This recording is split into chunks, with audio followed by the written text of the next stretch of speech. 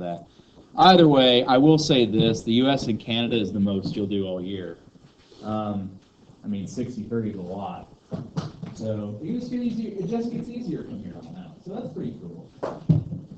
So, new section today, eh? Latin America. Let me ask you a question. When I say Latin America, what do you think about? Spanish people. Interesting. What else? Panama. What else? Spain. Okay. Mexico. Shakira.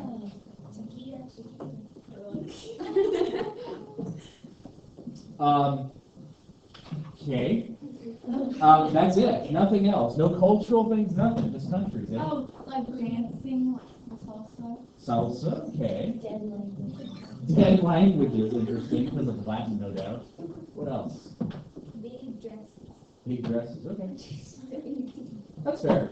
The thing is, the reason I ask is I find that whenever we start, it helps to kind of have a basis for understanding. And generally, I find that most folks kind of have a really kind of limited understanding of Latin America. You know, I usually do something along the lines of tacos, mariachi bands, sombreros, stuff like that. Now that you say that, I think about Sure, because I said that. You're right.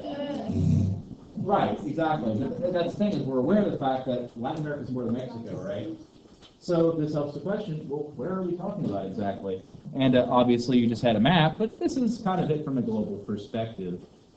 Basically all of South America, the Caribbean, and hang on just one second.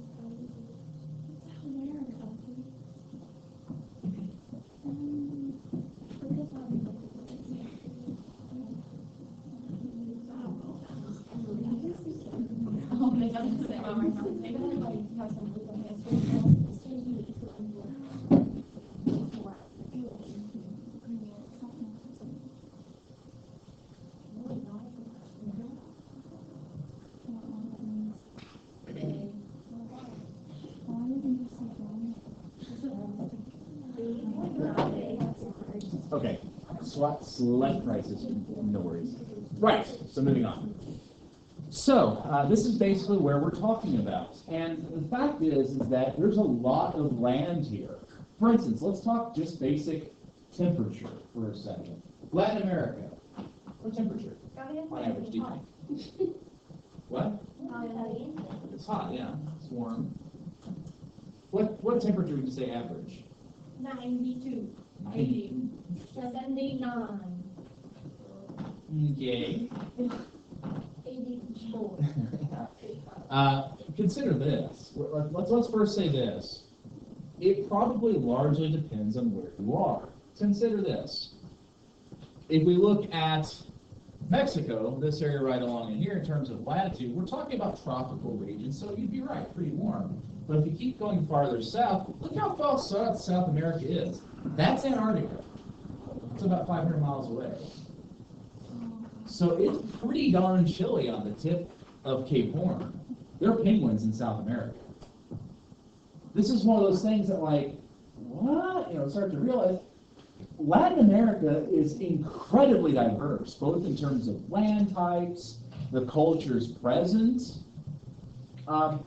Everything is quite different. And to say it's all the same and be similar is really kind of grossly oversimplifying it. You know what I'm saying? So we're going to try to look at some of these differences. We're not going to hit them all. We don't have time for that. But get some of the ideas of where these various cultures come from and maybe why there's similarities, but also why there are differences. So let's have a look momentarily at some of this stuff. Now, first of all, I apologize about that double indent. It won't go away. I'm not technologically savvy enough, I suppose, to actually make word, or in this case, I'll do what I want to do, but that's okay. So, it gets its name from the settlement of European cultures. Of course, Latin is a language. You're aware of this. And there's several languages spoken in Latin America based upon Latin, such as... Is English a Romance language? No, Spanish and Portuguese. Spanish and Portuguese, yes indeed. Of course, we also have French. French is actually common in certain areas, not nearly as much as Spain. But that's because this area was conquered by various European powers. And what's the reason for that, by the way? What were the Europeans looking for in the first place? What was Columbus doing? He was looking for India. Yeah, he was looking for what we call a Northwest Passage, a way to get to China and India, for that matter, from basically sailing west. Now, contrary to popular belief, no one, at least no one learned it in Europe at the time, thought the world was flat. That is a gross oversimplification. Most people absolutely knew that the world was round. However, they believed the world was much larger than Columbus thought it was. Consider this. No one knew it was that way. And sailing isn't as easy as having a power boat, you know. You're pretty much at the mercy of the winds and the waves. So if you just keep sailing into nothing, there is a chance you will sail into an area where there is no wind, there's no movements, which are called doldrums. The other problem, let's talk food and water. What food is available at sea? Fish. True. True. You can fish. That is possible. However, feeding a crew exclusively on fish, what's going to happen to them? Well, this is before we have widespread mercury, so that's not as much of an issue. Although that is solidly a point nowadays, you're right, that is an issue. But back at those times, the biggest problem wasn't mercury. It was, in fact, malnutrition. If you eat only fish, you will die of malnutrition. You need more complex matter than that, more vitamins and minerals than fish alone can provide. Where does all the sailors' food come from? The water. What they bring on the boat. What they bring with them, sure. Space on ship is limited, so they only have so many days worth of supplies. What happens if they get stuck in doldrums and they can't get back? Everyone dies of starvation. This is why people were saying, Columbus, you're crazy, you can't do this. He was saying, no, the world isn't that big, I've done calculations. Everyone else is like, no, you're wrong, it's way bigger than that. Well, it turns out Columbus was absolutely wrong. Now, generally the way sailors got around this was you would stop on islands. You know, get fresh water on an island, fill up your barrels. A lot of times there was food. You guys have heard of the dodo bird, I presume. You guys know how it died, how it went to extinction? Yeah, we ate it. Because dodo birds were stupid, flightless, and delicious, which is probably the worst combination for a bird to be. Let's be honest, there's no way you can get away from humans. And they're also kind of fat, like the size of turkey. So, you know, basically sailors ate them. There's a lot of critters that sailors would have no problem eating. I mean, you can imagine some of the nasty stuff you'd have to be eating on board a ship if you're sailing for 6 months. You know, after a month or so, all the stuff you have left over is starting to kind of go bad. Imagine eating beef jerky for every meal for a month. How much would you be willing to eat any old thing? You know what I'm saying? So this was one of the reasons why they were saying, Columbus, you're crazy, but he proved that, hey, you could do it. He was just a bit lucky. Pardon the interruption, but I just want to make sure I get all information to you about this game. It looks like we might have enough for 2 buses. And I know some people are going to be driving, so we're going to have a really great crowd there. We need to sell all these tickets. But yeah, back to Columbus. So he basically got lucky. He actually did face a couple mutiny attempts by his crew. People were thinking about overthrowing and killing him, things that they could stay home because they're afraid they were going to die out at sea. But it turns out found this new way, and so people started coming here en masse. In particular, searching for what? Yeah, gold. Yeah, conquistadors like Hernando Cortez and Francisco Pizarro were searching for gold. Something like this, in fact. You have to understand, gold wasn't just a valuable metal, it was literally money. And to put that in perspective of buying power, for one of these coins, right here, that's 1 piece of 8 or 1 gold doubloon, you could buy about 6 houses. This time or their time?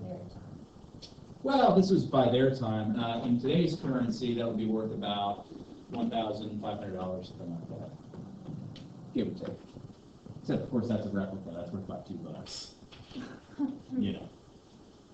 But the thing is that when we talk about chests full of gold coins like that, that's the amount of money we're talking about. It's a lot. For instance, I believe it was Sir Francis Drake. He ended up capturing basically a Spanish town where there was tons of this gold coming back from the conquered peoples. It was A couple of good questions. Sorry to interrupt again. We're probably going to be leaving here at 4:15. The game is at 6:30. We want to make sure to get there in plenty of time. Those who are going on site. So they're seeking for gold, but also to spread what? Do you guys know what the conquistadors put on the sails of their ships? The cross. Spread Christianity, sure. These are the motivations of the conquistadors. And so they came to these civilizations and conquered them and introduced European culture. So we call it Latin America, which is why it's not really a great term for people there. You'll hear two terms kind of used interchangeably, Latino and Hispanic, but neither are really correct. Latino, again, being European, and Hispanic from Spanish descent. Well, even if you look at Europeans, that's not true, much less the introduction of other different peoples. Consider this. One of the things that the Europeans were looking for, other than gold to spread Christianity, were the spice trades to Asia. Well, it turns out that Latin America, thank you, is very good at growing sugar. Now, sugar was an important spice for a lot of different reasons. And so what happened was that sugar was incredibly expensive. Like, it was worth more than its weight in gold. It was more valuable than gold. So this is one of those things that they could grow there, but it was very labor intensive. One more last interruption. If you were writing a check for... So it was labor intensive. So at first, when the Spanish came and conquered these regions, they enslaved the Native Americans there and forced them to work in mines, mining gold, but also in sugar plantations. Well, the problem was that they literally were working them to death. Like, understand that, what that means. Being as tired as you've ever been in your life, and even more tired because you literally died from exhaustion. That's how much they were being worked. Plus, the introduction of diseases like smallpox and malaria really did a number on the Native Americans. And so they had to replace this labor from a place that they thought would be similar in terms of climate. And of course, that's where they turned to.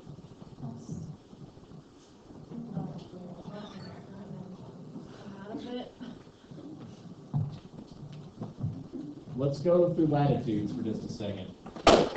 Similar climates. This region. Let's go around the world. And the transatlantic slave trade. You guys are familiar with that, yes? That's where it starts with. Basically, the triangle trade. Trading slaves from Africa for various unmanufactured goods like sugar and gold, what have you, to ship back to Europe, which is then sold for guns and other manufactured goods sent to Africa and Europe to cycle, making money the entire way. This begins the slave trade, which means there's going to be the forced migration of millions of African slaves to the New World. So you have this cultural mixing going on between Africans, Native Americans, and Europeans. Because the other thing you have to understand in terms of like culture, a lot of these folks are rubbing shoulders. And while, yes, the very, very wealthy and the slaves were very separate, they would never intermingle, we're talking about the lowest of the lower, the poorest of the white folks were still intermixing with Africans. And so this created this new kind of culture. Not to mention, there's a lot of intermarriage that happened. Think about it. Most of the Spanish who are coming to the New World aren't family people. They're not like, let's just move our entire family and everything we know and just move to the New World for walls, which is a really hard life and you might die of a tropical disease. These are desperate people, usually very young, who had basically nothing to lose. So a lot of young white men. And they would come here, and the thing is, there weren't a lot of white women around. There were some. It wasn't impossible to find a white woman, but it was like some of these colonies, you might have like 1,000 white men for every one white woman. So there's a lot of intermarriage going on and created whole new races of people. And this is a cultural phenomenon that still exists in Latin America that doesn't exist in other places. In terms of land mass, we're talking 8 million square miles, or roughly 16% of the world's land mass. Nearly 1/5 of the world is Latin America. We talked about containing various peoples. Oh, the mountain ranges. So there's two main physical features in Latin America. The biggest, the most impressive is in South America, and it's actually not the Andes, it is the Amazon basin. It's basically most of South America. It's this depression in the land that contains the Amazon River and the Amazon rainforest. To consider this how big this is kind of hard to see on this map because it's a problem of map projection. But the distance between the east coast and the west coast of Brazil, okay, that is greater than the distance between the east coast and the west coast of Africa. Basically, Africa is closer to Brazil than Brazil is to Brazil. That's how big the Amazon basin is. It's huge. It's the size of half of the Atlantic Ocean, practically. Quarterly. It's enormous. The Andes is the second. It stretches all the way across to South America, and it's a really big place. The elevation affects the physical land. If I go back for just a second, you'll see that there is, why is it not working? There we go. You'll see this desert right here. That's caused by the Cordilleras, the folding of the land, the sort of perpendicular mountain chains of the Andes. Basically what happens is you have moist air being blown in from the ocean into South America. It hits the mountains. The mountains being much colder cause the water to condense, which caused the water to drop down, and then these clouds that made up moisture lose their moisture and are less heavy, they rise. And this continues all the way up the slope of the mountain till when they finally cross over the top of the mountain, there's nothing. There's no moisture at all there. So one side of the mountain, this side, the side that we call the windward side, facing the winds, is green. It's got all this moisture coming to it, so it's verdant. There's lots of life. This side is dead. Nothing's there. Literally. The Atacama is the driest place on Earth, drier than the Sahara Desert. There has never been rain there, not once, not since it's been a thing. There is nothing alive there, not even bacteria. It is the deadest place we can imagine ever, except for, well, even space can support life to some extent. Some things can survive space. They can't survive the Atacama. So this is kind of this physical feature affecting the climate. It's pretty cool. By the way, you remember how I said at the very beginning I was going to teach you guys how to write notes, okay? Exhibit B. This is a way of writing notes out that will save you a lot of headache. This is, again, the Cambridge method. So I want you guys to practice it, writing it on this thing. The main subject matter for this section is the diversity of land and natural resources available. So to start off, there's obviously a lot of different types of land, everything from plains, which we see a lot in Argentina, to mountains along the Andes, of course. And then mostly we have a tropic climate. So if I were to ask you what's the most commonly occurring climate in Latin America, you would say tropical. Technically, I believe it's humid subtropical, but if you say tropical, that'll be sufficient. So that means that the land is very, very good. It's pleasant. The temperature is great. It tends to only vary like 10 degrees throughout the year, and it's always pleasant. I wouldn't call it hot for the most part. It depends on where you are, though. For instance, the inner areas of Bolivia are incredibly humid, like uncomfortably so. However, if you start going farther north or even the east coast of Brazil, it's really nice.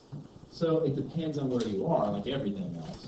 But that also tends to inform what types of economic activities go on there. We'll talk about that later. However, let's talk natural resources. What natural resources are available in this region? Well, there's obviously lumber, giant rainforests. In fact, they produce most of the hardwoods found in the world. Also minerals, such as gold, silver, and coal. Very important for a lot of different types of things. However, one thing I don't think we tend to think about is farmland as a natural resource. Seriously, think about tropical fruits. Where do you think they come from? Coffee. Here. Chocolate? Anybody? Cacao? Yeah, cacao is the plant. It creates a pod that you then harvest that has these little white things that you then have to ferment and process to make into cocoa. So chocolate is actually kind of a unspecific thing. Like, oh, I love chocolate. Well, that's like saying I mean, it's really it's a type of thing, but you know, there's different mixtures. You know what I'm saying? Like, if you've ever had really, really, really, really dark chocolate versus like milk chocolate, we're talking about two different flavors. You know, chocolate by itself is actually kind of bitter, but you can process it with sugar and other things to make it flavor differently. Chocolate, which was the first kind of drink that was experienced with chocolate by Europeans, was an Aztec invention, and it actually used cocoa processed with chili peppers to give it sort of a spicy chocolatey flavor, which seems really weird, but it totally works. They have like chocolates that have some hot pepper in them, things like that. They're actually really good. It's a complementary flavor. Doesn't seem like it is, but totally works. Anyway, we'll talk a little bit about farming here in a minute. First, let's talk about the major islands of the Caribbean. We have the Bahamas, the Greater Antilles, and the Lesser Antilles. The Greater Antilles are made up of Cuba, Jamaica, Puerto Rico, and Hispaniola. Now, of course, all these places are very different. You know, different experiences in different places. We're not going to get into the history too much, but of course, Cuba, we used to be besties with Cuba. We helped them with the revolution against the Spanish, but then we kind of, we made them pretty angry because we basically were going to add them as a territory, and they weren't at all cool with that. So we had all these problems, and that's why relations are strained even to this day. Although the president has been talking about trying to thaw relations with Cuba. That kind of sets people uneasily because, you know, the guy's a dictator who controls it, and the fact is, it's not the nicest place. Jamaica, of course, people tend to think of, you know, Bob Marley, tend to think of the Jamaican bobsled team, I find a lot, for whatever reason. But there's more to it than that. They actually had some significant issues with civil rights, particularly a white minority controlling the black majority, as well as dealing with a lot of other issues that bled over into the United States. So there's a lot more to their history than that, not to mention the area as it was settled, originally by the French, I believe, and the English. Puerto Rico is technically part of the United States. It's not a state, it's a territory. But we have a pretty solid relationship. You can go there without a passport. How crazy is that? Yeah, they vote every year whether or not to become a member of the United States. They always say no. The reason is they don't have to pay U.S. taxes, but they benefit from a lot of our benefits. You know, we kind of gave them a sweet deal like that because we basically took them over for sugar. But you know, it's an interesting relationship we have because, you know, they're basically American in everything but name. There's some economists who say eventually it's just a matter of time. Eventually, the economy in Puerto Rico will get to such a point that it will benefit them to become a U.S. state and will be the 51st state. So it's just kind of an interesting thing just to watch. As you know, we need to have another state. You know, it'd be interesting to see what happens. And then Hispaniola. Hispaniola actually is two different countries, Haiti and the Dominican Republic. They underwent a slave revolt led by a guy named Toussaint Louverture. He's a great guy. He was able to engineer the revolution not only against the French army, but the army led by Napoleon Bonaparte. This is a dude who defeated everybody in Europe, and a bunch of slaves defeated him. How crazy is that? The dude was a great statesman. Unfortunately, he died in prison before he ever was able to see what he made manifest. However, the problem is that, of course, these two countries split due to a lot of differences in culture.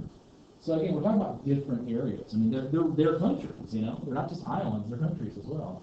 They have their own individual governments and issues and politics, you know. So we tend to gloss over a lot of this, I guess I should say. As far as the Lesser Antilles are concerned, understand we basically divide them into two ways, the windward and leeward. Basically, this refers to whether or not they are facing the prevailing westerly winds or not. Basically, are the winds hitting them or are they sheltered from them? That's why they call that. That's the only thing we have to worry about that. All right. So, this is the last slide for today. We actually, despite everything, moved a little bit quicker, I think because I kept getting distracted and didn't actually talk about some of the things I intended to, but that's okay. You got the important bits here on the notes. So basically, in terms of climates, they're many and varied. There's a very, very diverse biosphere. Do you guys know what a biosphere means? All living things. There are two places on Earth that have the most diverse biosphere. The most diverse biosphere in the world. Do you guys know what it is? Is it Australia? It is not. So, no. Ocean. There are more life forms in the ocean than anywhere else on the planet. At least that's the theory. We don't know because there are all kinds of animals we keep discovering. Ones that we are kind of sure they might be there, maybe not. We're still discovering them. It's amazing. And then, the second would be the rainforests. Now, why is the rainforest such a good place for diversity of life? Yeah. It pretty much stays the same all year. Right, exactly. Great. So I learned we that don't- from that video. So they don't have to spend as much time eating, or rather searching for food. They have to eat. So this also means that there are fewer predators there. Consider this. Who is the greatest predator on this earth? Human. Yeah, humans. We eat everything. We don't think about that very often, but seriously, there is nothing we cannot hunt. I mean, do we have natural weapons and defenses? No. Well, yes, technically our brains. It allowed us to envision something that allowed us to turn the tables on something that's stronger than we are, that's faster than we are, that's bigger than we are. We still eat them. Whales, we eat them. As big as buildings, yummy, yummy. Put it on my tummy.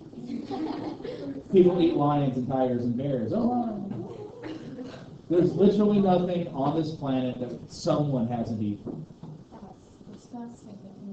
It's all in the hot dog. Yeah, totally. Happens all the time. Well, it does happen. Thing is, humans don't taste good. Seriously. I'm glad. Like sharks, whenever they eat humans, it tends to be like a bleh, they spit us out because we're bigger, apparently. Well, that's ridiculous. So why don't they use some Christmas? Because they. Well, they don't. That's the thing is, when we say a shark ate somebody, they didn't. They tasted them. The sharks go and grab stuff all the time, and they taste it, and then they eat it, or in our case, they go, bad, get the human out of my mouth. I gotta go eat like 10 seals now. You know, this is one of those things that people don't quite realize that, you know, they'll think of us as a predator, and again, that's human environment interaction for you. That doesn't mean we purposely go and hunt everything, but we do all the time too, nonetheless. I mean, that's the thing. Does that mean we're the most successful? Well, I suppose that depends on what you mean by success. We control the world. We do. There's nothing we can't destroy if we put our mind to it, but that would be stupid. Why would we do that? In terms to like numbers, no, of course not. There are like, you know, insect colonies out there that have like billions of members in their colonies. It's like, that's, you know, they have weighted numbers, but also they use less land than we do. So that would be a preposterous competition. Now, people will say like, you know, animals control the world. That's nonsense. We do.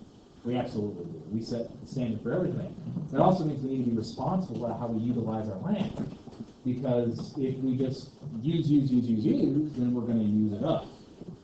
You know, this is something we're not aware of. This is, you know, something that is obvious. You know, we have to use responsibly. And that's one of the things, the issues that facing the rainforest. The rainforest has provided all manner of benefits to humankind. Think about this for a second. Medical science has advanced tremendously, even in just the past 50 years. I mean, we can go back to the beginning of human existence, and it's just amazing what we can accomplish. I mean, just mind-blowing stuff. The usage of drugs, being able to treat cancers. They're talking in the future of being able to 3D print human organs. Yeah. They're already creating robotic organs. You know, one of the things that's zany to think about, the human heart, right? I remember robotic hearts have been a thing for years, and people always had trouble with them. And they eventually created one that worked really well. It's still testing, they're still improving it. But the thing that's really crazy about this human heart, the problem that threw all these scientists was creating a heartbeat. Because the heart is complex how it moves. Well, this one scientist was like, why do we need it to beat? It's a pump. Let's just put a pump in. I mean, fish tanks happen. Just pump the blood, keep it going at a steady rhythm. That's all you need. And it worked. That's crazy. Except that whenever you have that, you don't have a pulse. That's crazy. Because it's constant. So there are people alive with no pulse. That's weird. So like it's very. It's a little wacky, They isn't it? pass out for like this. Yeah. I'd say so. There's all kinds of zany things we can do. And all these drugs, by the way, these things we talk about, they're all natural compounds. There's a fallacy of logic that's the appeal to nature. I'll talk to you guys about fallacies of logic, but basically what that means is it's an error in thinking. People tend to have the attitude of, it is natural, therefore it is good for me. You guys have probably heard this before. It's all natural. Guys, arsenic, a poison that we kill rats with that'll kill us, that's natural. It's a naturally occurring element. Everything is natural. That's just how it is. But what they mean by that is that it hasn't had artificial manipulation. That's generally what they mean when they say that, although that's also fallacious. First, it's wrong. It's not true. It's false, basically. So, for instance, the ability of us as human beings to breed animals, to make them more docile, to make them bigger, to provide what we want from them. Milk cows that produce more milk, chickens that have bigger muscles for us to eat. That is a natural process that we have developed into an almost unnatural process, which we call artificial selection, the opposite of natural selection, otherwise known as evolution. But I digress. The whole idea with this idea that it's natural equals good is wrong. However, understand that because everything is natural, doesn't mean that we don't mess about with it. For instance, if you take the I just fell out of my head. What's it called? It's a leaf. You chew it. What is it? Coca? Yeah, coca. Coca leaves. It's something that native peoples have chewed, and it's got a pain-killing effect. It like kind of numbs pain. Sort of like taking an ibuprofen, something like that, right? So European scientists saw it's like, fascinating. I wonder what drug or what thing in this causes that effect. So they took it apart, saw what chemicals or anything like that, and say, oh, okay, this is what does it. I wonder what happens if I amplify this 100 times, and thus you have cocaine. Cocaine comes from a natural plant. Another one, heroin or morphine, right? You know how they make that? Nope. Poppy seeds. You know, poppy seed bagel? Teeny tiny amounts of that in it. The crystal meth is actually a whole other ballgame because you're changing chemical compositions. But still, chemicals are natural. It's a plant. It's a plant, yes.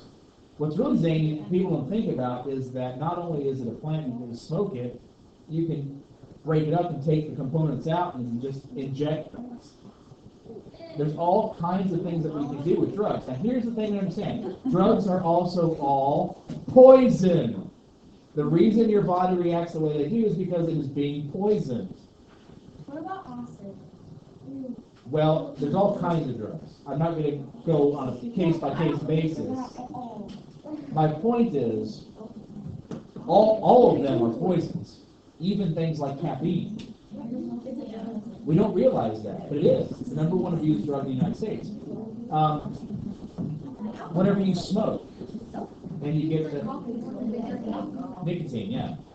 Nicotine kills insects in small amounts. We're basically poisoning ourselves when we take these things and have these reactions. That's the thing people have to understand about drugs, is when controlled and when used effectively, they can have great benefits. The problem is when people take them and abuse the heck out of them. They build up tolerances and they get to a point where eventually they're taking so much, it's just a little thing. There's a fine line between fine and overdose. And whenever you find that line, you're dead. You know what I'm saying? That's why there's so much into it, so much control nowadays. You know, it's a very deadly thing in the long short. And of course, there's this whole debate about the effects of marijuana, things like that. Is it negative for you? Absolutely. There's no debate. It's not healthy. Anyone said otherwise is full of it. They're stupid. Well, that's not fair to say. They're just making stupid arguments. But I digress. Again, it's the appeal to nature. Well, it's natural, man. It doesn't matter. So is arsenic. You know? But the thing is, there are negative effects. It's proven. It's the thing. But the question that people are debating in this whole great debate across the United States is it worse for you than, say, alcohol? Studies are showing no. So that's why there's a debate question. That's the thing that's, again, I think beautiful about the United States and our laws. It's we change them. You know, that's the thing is I don't like it. Change it. Get public opinion for something. People listen. There's this idea that, senators and government representatives do whatever they want, ignore the people who voted them, and that's absolutely crap. That's a fallacious statement.